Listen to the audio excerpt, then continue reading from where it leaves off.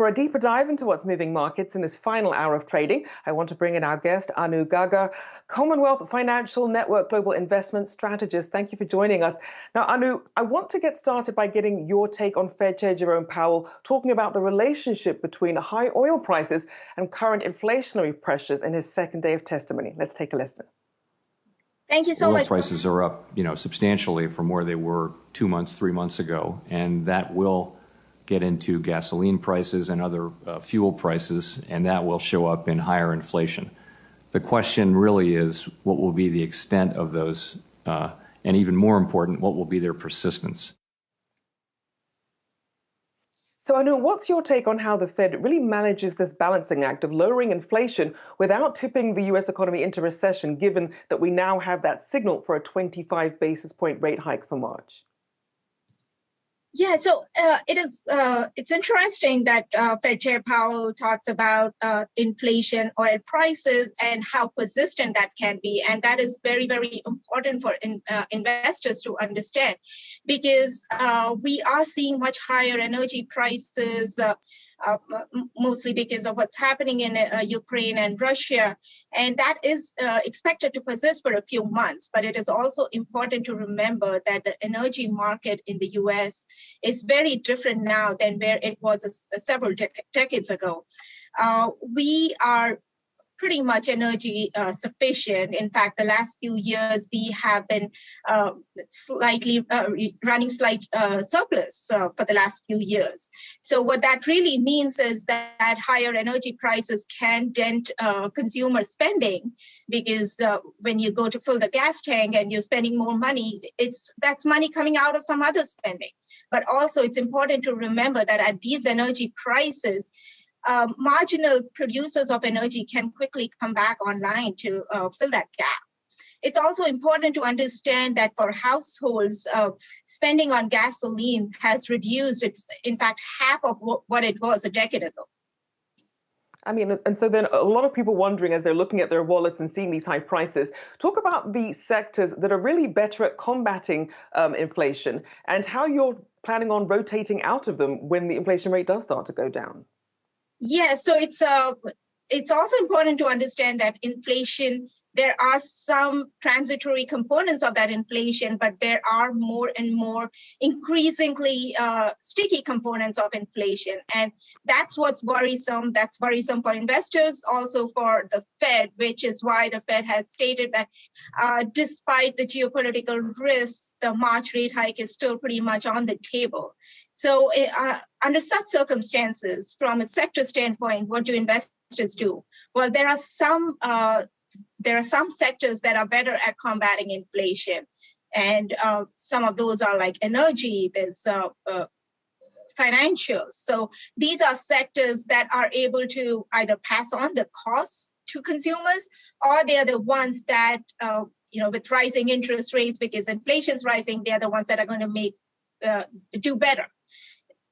When you look at the other end of the spectrum, when you look at sectors that probably will get hurt by inflation, now we come to the investor favorite, technology, because that's a sector that would hurt if interest rates rise, because when you discount the cash flows of these companies, the cash flows that will be generated much, much ahead in the future, and you discount that back to today at higher interest rates, that leads to lower fair values for these stocks. Have we gotten a sense of which sectors and what types of companies have been better at navigating not just the inflation headwind, but specifically the supply chain headwind as well at this point? It's not just a recent couple of weeks type of issue that has been prompted by the international conflict. It's even more so about a year and a half issue that they've had to work through. Yes. So again, we go back to sectors where companies have a better chance of passing on the higher cost to consumers. So these would be companies in sectors such as semiconductors, or in industries such as semiconductors. This is also companies to an extent that are in staples, because that's inelastic demand. So no matter what, you're still going to go buy the groceries, you're still going to go buy the gasoline. So these are the sectors that can pass on these higher costs to consumers. In fact, for these companies, higher inflation could actually lead to higher nominal earnings.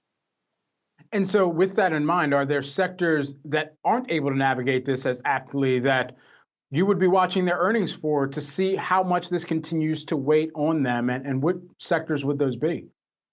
Yes, so I mentioned technology. The other sector that I would point out would be consumer discretionary, because when you're spending more money to fill the gas tank, when you're spending more money to buy the groceries, where do you cut expenditures? You're cutting expenditures on discretionaries, things that can be put off for the next quarter or maybe even the next year. So consumer discretionary companies would be the ones that would come to mind there.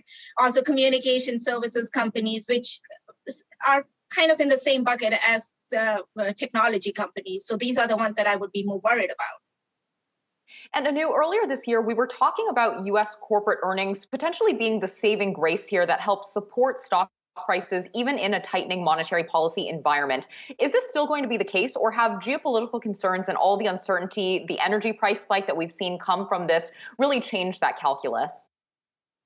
So the geopolitical constraints have not really dented U.S. earning or U.S. corporate earnings so far. And the reason being that there is very little interaction between the Russian or the Ukrainian economy and ours. And so far that remains the case. And as far as inflation is concerned, so far the companies have been able to pass on the higher costs. But at some point that will not be the case anymore. At some point, consumers are going to start pulling back on spending.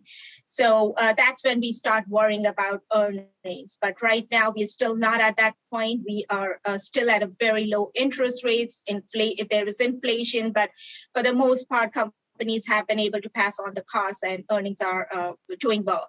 We certainly do expect earnings growth to slow down in 2022, but that is just a natural effect of having very, very strong torrid earnings in 2021.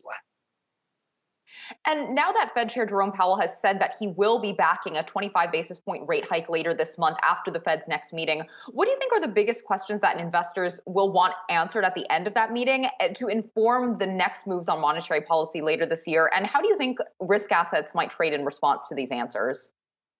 Yeah, so if you think about what was happening a few weeks ago, markets were pricing in as many as maybe 7 rate hikes this year, or even more at some point. They were pricing in possibly a 50 basis point rate hike in March.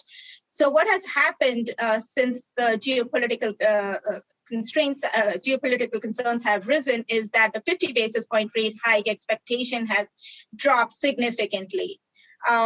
So for now, we expect a 25 basis point rate hike in March, but beyond that, it's really muddy waters. And that's what investors would be looking for in terms of direction for what's next, what's after the 25 basis point rate hike. And hopefully by then, there is more clarity on the geopolitical situation as well.